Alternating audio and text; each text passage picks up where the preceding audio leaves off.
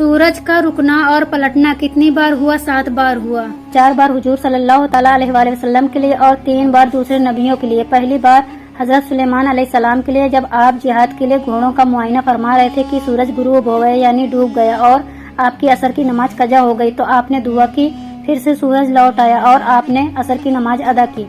दूसरी बार हजरत मूसा अलैहिस्सलाम के लिए जब अल्लाह ने हम मूसा अलैहिस्सलाम से बनी इसराइल को साथ लेकर चलने का हुक्म दिया, तो ये भी फरमाया था कि हजरत यूसुफ का ताबूत साथ लेते जाना। इधर हजरत मूसा अलैहिस्सलाम ने बनी इसराइल से कह दिया था कि फजर के वक्त निकलेंगे और ताबूत की तलाश में लग गए।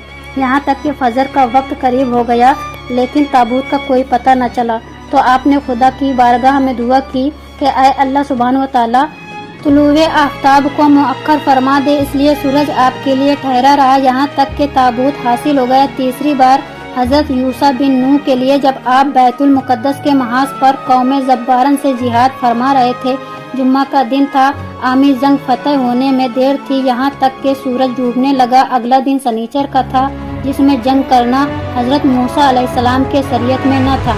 आपने दुआ फरमाई और सूरज आपकी दुआ से ठहर गया। जब जंग फतेह हो गई और जालिमों को हार हुई तो गुरूब हो गया। चौथा जंग खंदन के मौके पर हुजूर सल्लल्लाहु तआला अलैहि वसल्लम के लिए जब आपकी असर की नमाज कजा हो गई।